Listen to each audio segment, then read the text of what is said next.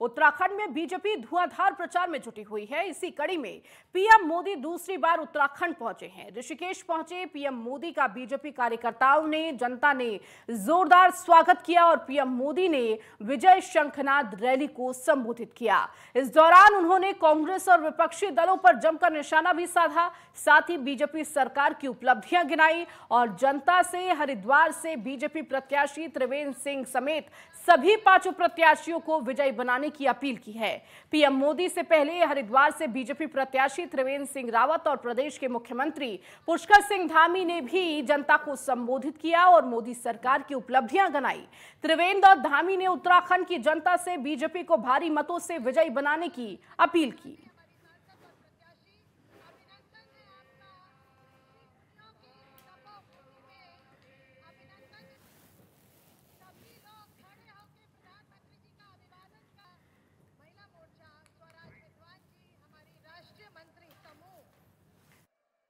प्रधानमंत्री जी का स्वागत कर रहा है। ये चुनाव ऐसा चुनाव है कि जो विकास के मुद्दों पर हो रहा है। विकास किया है, विकास करेंगे। ये हमारा सौभाग्य है कि आज लोकतंत्र में और इस तरह से विकास के मुद्दों पर हमने जो कहा वो किया। उस स्लोगन के आधार पर जो धरती पर उतारा गया, उसके आधार पर ये चुनाव हो रहा है। देश के तमाम गरीब घरों को आज निःशुल्क राशन दिया जा रहा है। उनके घर बनवाए गए, बिजली पानी का कनेक्शन दिया गया, गैस का कनेक्शन दिया गया और 80 करोड़ गरीब लोगों को आज मुफ्त राशन माननीय प्रधानमंत्री जी दे रहे हैं। देश तेजी से आगे बढ़ रहा है और माननीय प्रधानमंत्री जी ने कहा इस बार हमें विकसित भारत के लिए मतदान करना है। विकसित भारत के लिए मतदान करना है। आने वाली पीढ़ियों को तमाम तरह की सुविधाएं मिले, टेक्नोलॉजिकली वो मजबूत हो, वैज्ञानिक दृष्टि से वो मजबूत हो, आर्थिक दृष्टि से मजबूत हो, आध्यात्मिक दृष्टि से मजबूत हो और ये भारत दुनिया का सिरमौर बने। इसके लिए विकसित भारत के लिए इस बार हम सबको मतदान करने का अवसर मिला है। हम सब वो सौभाग्यशाली लोग हैं। हम वो सौभाग्यशाली लोग हैं जब हमको माननीय प्रधानमंत्री जी ने जो विकसित भारत का संकल्प लिया है, इस चुनौती को स्वीकार किया है। माननीय प्रधानमंत्री जी के साथ कदम से कदम मिलाकर चलने का मौका इस सौभाग्यशाली जनता को मिल रहा है, इस सौभाग्यशाली पीढ़ी को मिल रहा है। देश में फिर भी कुछ लोग ऐसे हैं जो कहते हैं कि मोदी को रोको, मोदी को रोकने का काम कर रहे हैं और दुनिया भारत की तरफ, आज हमारे प्रधानमंत्री की तरफ देख रही है कि दुनिया की समस्याओं का समाधान अगर किसी के पास है, अगर हम किसी के पास समस्याओं के समाधान के लिए जा सकते हैं तो भारत देश है। वो व्यक्ति नरेंद्र मोदी हैं। ऐसा आज दुनिया टकटकी लगाकर भारत की ओर देख रही है और भारत का जो जीवन दर्शन है, भारत की जो सनातन परंपरा है, उसको आज बहुत गहराई से अध्ययन कर रहा है कि क्या सनातन दुनिया को शांति दे सकता है, दुनिया को सुख दे सकता है। आज दुनिया भारत की तरफ देख रही है, दुनिया भारत की तरफ देख रही है और भारत ने इन 10 सालों में वो साबित करके दिखाया है। चाहे नॉर्थ ईस्ट हो, तमाम जो आतंकवादी गतिविधियां थी वो बंद हो गई है। वो देश की मुख्य धारा में मिलकर और देश के विकास में योगदान कर रहे हैं। आज भारत नित नई ऊंचाइयों को छू रहा है। भाइयों बहनों, आज का नया भारत जहां आर्थिक रूप से समृद्ध हो रहा है, आत्मनिर्भर हो रहा है, वही सामरिक रूप से भी, दृष्टि से भी अधिक सशक्त और सुरक्षित हो रहा है। भाइयों बहनों, आप सबको पता है आदरणीय प्रधानमंत्री जी के नेतृत्व वाली सरकार 2014 में बनने के बाद देश के अंदर अनेक ऐसे फैसले लिए गए। धारा 370 समाप्त हुई, देश के अंदर सीएए का कानून लाया गया और हमारे आराध्य देव भगवान श्री राम का भव्य और दिव्य मंदिर बनकर तैयार हो गया, उसकी प्राण प्रतिष्ठा भी हो गई। भाइयों बहनों, ऐसे काम हुए जिसकी शायद किसी ने कल्पना भी नहीं की होगी। वहीं दूसरी ओर आदरणीय प्रधानमंत्री जी के नेतृत्व में पहाड़ पर रेल पहुंचने का सपना इसी ऋषिकेश से कर्णप्रयाग तक के लिए बहुत तेजी से काम हो रहा है। हम सब आदरणीय प्रधानमंत्री जी का मैं आप सबकी तरफ से धन्यवाद करना चाहता हूं कि जब बड़े बड़े G20 जैसे कार्यक्रम, अंतर्राष्ट्रीय स्तर के कार्यक्रम हुआ करते थे, तो वो केवल कुछ ही स्थानों पर होते थे, बड़े बड़े शहरों में होकर समाप्त हो जाया करते थे। भाइयों बहनों, आदरणीय प्रधानमंत्री जी ने पूरे भारत के अंदर छोटे छोटे स्थानों पर G20 के प्रतिनिधियों को बुलाकर उनका आतिथ्य और स्वागत और उनको भारत की संस्कृति और सामर्थ्य से परिचित करवाने का काम किया। और हमें भी सौभाग्य मिला कि हमको एक नहीं 3 बैठकें G20 की आयोजित करने का अवसर मिला। इसी ऋषिकेश और इसी नरेंद्र नगर और रामनगर में 3 बैठकें आयोजित हुई हैं। भाइयों बहनों, हम सभी जानते हैं कि आदरणीय प्रधानमंत्री जी का हमारे राज्य से विशेष लगाव है। भाइयों बहनों, आज जब चुनाव आ गया है तो बड़ा विचित्र है कि हम सबको गौरव प्राप्त हो गया। आदरणीय प्रधानमंत्री जी के नेतृत्व में जब हम विधानसभा के 2022 के चुनाव में गए थे तो हमने प्रदेश की जनता के सामने ये संकल्प रखा था कि नई सरकार के गठन होते ही हम प्रदेश के अंदर समान नागरिक संहिता का विधेयक लाएंगे। भाइयों बहनों, वो संकल्प हमने पूरा किया है। दूसरी तरफ अभी कांग्रेस का घोषणा पत्र जारी हुआ है। हम एक तरफ यूसीसी की बात करते हैं और कांग्रेस पार्टी मुस्लिम पर्सनल लॉ की बात करती है। भाइयों बहनों, जिन पार्टियों ने अपने शासनकाल में देश को लूटने का काम किया है, आज जब उनसे जवाब मांगा जा रहा है तो तमाम तरह से आदरणीय प्रधानमंत्री जी को अनाप शनाप कहने का काम उनके द्वारा हो रहा है। भाइयों बहनों, हम सभी जानते हैं आज कुछ विपक्षी पार्टियां बौखलाकर जो उनके स्लीपर सेल हैं, वो स्लीपर सेलों को आगे कर रही है। हमको आज न उनके जातिवाद के चक्कर में आना है, न वर्गवाद के चक्कर में आना है।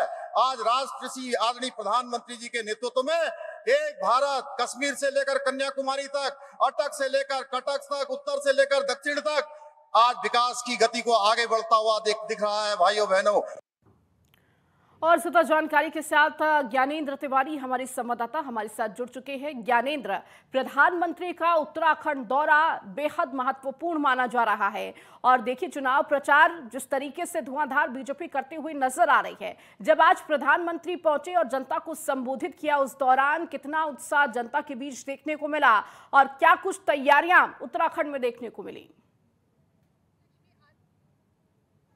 बिल्कुल, देखा जाए आज जिस तरीके से प्रधानमंत्री नरेंद्र मोदी का उत्तराखंड के अंदर दूसरा दौरा रहा है, ये चुनावी दौरा, इसके पहले रुद्रपुर में जिस तरीके से अपार जो स्नेह और अपार जो भीड़ देखने को मिली थी, इस बात का जिक्र संबोधन के जरिए प्रधानमंत्री नरेंद्र मोदी ने उस रैली में भी किया था। और आज जिस तरीके से भारी संख्या में जो लोग प्रधानमंत्री नरेंद्र मोदी को सुनने के लिए पहुंचे थे और स्थिति ऐसी थी कि प्रधानमंत्री का जब संबोधन हो रहा था तो लोगों की जो गूंज थी उसकी वजह से प्रधानमंत्री खुद 2 बार भाषण प्रधानमंत्री को रोकना पड़ा था। जिस तरीके से मोदी मोदी के नारे लग रहे थे, उसके बाद प्रधानमंत्री ने 2 बार लोगों से आग्रह किया कि वो अपनी बातें रखें, भाषण को जारी रखें और बाकी लोग जो है वो शांत हो जाएं। और 2 बार इस तरह की स्थिति रही कि लोगों मना करने के बावजूद मान नहीं रहे थे, मोदी मोदी के नारे लगा रहे थे और ऐसे में प्रधानमंत्री को अपनी भाषण को थोड़ी देर के लिए रोकना पड़ा था।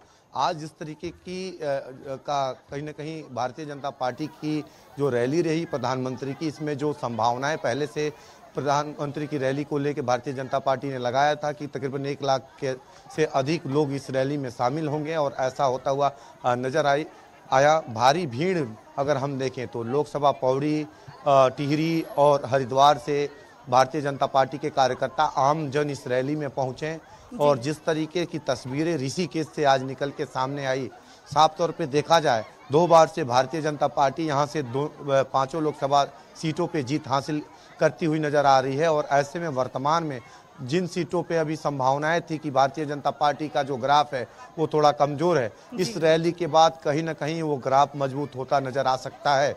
जिस तरीके से प्रधानमंत्री को सुनने के लिए जो हुजूम देखा जा रहा था, प्रधानमंत्री की जो बातें थी, प्रधानमंत्री के जो संवाद थे खास तौर पे उत्तराखंड को लेके, जो अपने शुरुआती संबोधन में भूला भूली कहते हुए प्रधानमंत्री नजर आए और जिस तरीके से यहाँ की क्षेत्रीय लैंग्वेज गढ़वाली में वो भाषण की शुरुआत करते हुए नजर आए, कहीं ना कहीं यहाँ के लोगों के दिलों को छूने का काम किया। एक उत्साह लोगों के अंदर इस बात का नजर आया कि प्रधानमंत्री इनकी लोकल भाषा में बोलते हुए नजर आ रहे थे और ऐसे में प्रधानमंत्री उन तमाम बातों का जिक्र भी किया, चाहे वो चारों धामों में जो कॉरिडोर बनाए जा रहे हैं, ऋषिकेश में जो काम हुए हैं, हरिद्वार में जो काम हुए हैं, सड़क निर्माण जो हुए हैं, जो फ्लाईओवर बने हैं, रोड की कनेक्टिविटी जो 4 धामों के लिए बनाई गई हैं, इसके अलावा जो रेलवे के प्रोजेक्ट का काम हो रहा है, ये तमाम बातों को प्रधानमंत्री ने अपने संबोधन में रखा। और कहीं ना कहीं जो लोकसभा गढ़वाल के तीनों लोकसभा की सीटें हैं, टिहरी लोकसभा के जो प्रत्याशी हैं या फिर हरिद्वार के प्रत्याशी हों, पौड़ी के प्रत्याशी हों, उनके लिए वोट मांगते हुए नजर आए। साफ तौर पे प्रधानमंत्री ने कहा कि उत्तराखंड से उनका एक विशेष जो लगाव है वो रहा है। प्रधानमंत्री नरेंद्र मोदी जब वो एक कार्यकर्ता हुआ करते थे साधारण से, तब वो कहीं ना कहीं 10 वर्षों से अधिक का समय पहाड़ों में उन्होंने गुजारा है। और इस बात का जिक्र उन्होंने किया कि अभी भी कई सारे ऐसे लोग मिलते हैं जो पहले के समय में उनके साथ में रहा करते थे, और ऐसे में इस बात का जिक्र वो आज अपने संबोधन में कर रहे थे। और तमाम महिलाओं को लेके जो काम केंद्र सरकार की तरफ से किए जा रहे हैं उनका भी जिक्र भी किया। और खास तौर पे जो उत्तराखंड की एक बड़ी समस्या पलायन की रही, और मौजूदा समय में पिछले कुछ वर्षों में राज्य सरकार और केंद्र सरकार ने पलायन को रोकथाम के लिए जो स्टार्टअप तैयार किया है, जो आत्मनिर्भरता की दृष्टि से जो रोजगार के माध्यम उपलब्ध कराए हैं, उसका जिक्र किया। और कहा कि तकरीबन 1000 से अधिक ऐसे युवा हैं जो आने पिछले 1-2 वर्षों के अंदर राज्य के अंदर आत्मनिर्भरता की दृष्टि से कई सारे रोजगार के अवसरों को खोला है, जिसमें 50% से अधिक महिलाएं हैं। इस बात का भी जिक्र प्रधानमंत्री ने अपने संबोधन में रखा। तो कुल मिला के अगर हम देखें तो प्रधानमंत्री ने उत्तराखंड वासियों से ये पहले ही संबोधन में कह दिया था कि वो उत्तराखंड के ही लोग हैं, वो उत्तराखंड के ही हैं, उत्तराखंड के काफ़ी पुराने हैं, क्योंकि वहाँ वो कई वर्षों तक रहे हैं। वो जब भी यहाँ आते हैं तो उनको ऐसा नहीं लगता है कि वो किसी अन्य राज्य में आए हैं, उनको ये लगता है कि वो अपने राज्य में आए हैं। तो इस बात का भी उन्होंने जिक्र किया। और कहीं ना कहीं इस रैली के जरिए ये कोशिश है भारतीय जनता पार्टी की कि इन तीनों लोकसभा क्षेत्रों में अपने आप को मजबूत किया जाए। और अगर हम देखें तो 19 तारीख को मतदान है। मतदान के पहले इस प्रधानमंत्री का जो रैली हुआ, जहां कार्यकर्ताओं और पदाधिकारियों में एक जुनून जोश भरने का काम किया, वही जनता को तमाम ऐसी योजनाओं के जरिए, तमाम ऐसी बातों के जरिए अपनी पार्टी की तरफ आकर्षित करने का काम प्रधानमंत्री नरेंद्र मोदी ने किया है। जी बिल्कुल ज्ञानेंद्र, और देखिए पांचों प्रत्याशियों के लिए जन समर्थन जुटाते हुए प्रधानमंत्री नजर आए। इस दौरान सीएम पुष्कर सिंह धामी और त्रिवेंद्र सिंह रावत ने भी तमाम बातें कही, डबल इंजन सरकार की उपलब्धियां गिनाई। कहीं ना कहीं जो बार बार क्लीन स्वीप की बात कही जा रही है, उसका कहीं ना कहीं मौजूदा उदाहरण हम देखने को मिल सकता है। बड़ी संख्या में जनता का समर्थन प्रधानमंत्री के लिए मिलता हुआ नजर आया, और प्रधानमंत्री जो लगातार अपने आप को उत्तराखंड से जोड़ते हुए नजर आते हैं और बताते हैं कि किस तरह से उनका लगाव है, वो लगाव भी हर रैली में देखने को मिलता है। वो प्रदर्शित करते हैं उस लगाव को। इससे कहीं ना कहीं आने वाले चुनावों में और जो 19 तारीख को मतदान होने वाला है उस पे फर्क पड़ेगा, क्योंकि अब इसके बाद हम देखेंगे कि कांग्रेस के स्टार प्रचारक वहां पहुंचेंगे, प्रियंका गांधी वहां पहुंचेंगी। बिल्कुल यही कोशिश थी भारतीय जनता पार्टी की कि ऋषिकेश से तीनों लोकसभा सीटों को साधा जाए। और ऐसे में अगर हम देखें तो डबल इंजन के जो कामकाज है उसको गिनाने का काम सभी जो पूर्व मुख्यमंत्री और वरिष्ठ नेता हैं, चाहे वो मौजूदा प्रत्याशी हरिद्वार से त्रिवेंद्र सिंह रावत हों, चाहे रमेश पोखरियाल निशंक हो, इसके अलावा अगर हम देखें अनिल बलूनी, और इसके अलावा अगर हम देखें महारानी लक्ष्मी शाह का जो संबोधन रहा उसमें डबल इंजन की बातें रही। प्रदेश के मुख्यमंत्री पुष्कर सिंह धामी ने भी डबल इंजन की नीतियां और कामकाज को गिनाया। और ऐसे में तमाम ऐसे जो फैसले राज्य के अंदर और देश के अंदर लिए गए हैं, चाहे वो सीए हो चाहे यूसीसी हो, तमाम बातों का जिक्र वो अपने संबोधन में रखते हुए नजर आए। दूसरी तरफ अगर हम देखें तो प्रधानमंत्री ने तमाम ऐसी बातें रखी जिसके जरिए उन्होंने ये साधने की कोशिश की कि उत्तराखंड से उनका गहरा नाता है, और केदारनाथ बद्रीनाथ से भी उनका गहरा नाता रहा है। वर्षों तक उन्होंने यहाँ समय गुजारे हैं। ऐसे में उन्होंने एक आश्वस्त जनता से लिया कि इस बार के चुनाव में 2 बार से तो 5 लोकसभा सीटें भाजपा ने जीती है, लेकिन जो मंशा है भारतीय जनता पार्टी की 5 लाख मतों से अधिक अंतर से जीत का सभी विधानसभा सीटों लोकसभा सीटों पे उसको पार करने का, उसको लेके लोगों से आश्वस्त होने की बात कही है, लोगों से हामी भराने की बात प्रधानमंत्री की तरफ से की गई। जहां तक बात है अब कांग्रेस की तरफ से प्रियंका गांधी और राहुल गांधी की जो रैलियां होंगी विशेष तौर पे उन क्षेत्रों में होगी जहां कांग्रेस को लगता है कि वो रैलियां कराने से कहीं ना कहीं उनको मजबूती मिलेगी। पौड़ी लोकसभा सीट ऐसा हो सकता है, हरिद्वार का सीट हो सकता है, जहां ये प्रियंका गांधी और राहुल गांधी अपनी चुनावी शंखनाद को कहीं ना कहीं धार देते हुए नजर आएंगे और कांग्रेस की मजबूती को लेके जनता के बीच में नजर आएंगे। तो कुल मिला के अगर हम देखें तो आज प्रधानमंत्री की रैली के बाद भारतीय जनता पार्टी यहां मजबूत होती नजर आ रही है, लेकिन अब कांग्रेस की जो अगली रणनीति होगी राहुल गांधी और प्रियंका गांधी के जरिए इन लोकसभा सीटों पे अपनी जीत को और मजबूत करने को लेकर। ठीक है ज्ञानेंद्र, बहुत शुक्रिया इन तमाम जानकारियों को देने के लिए।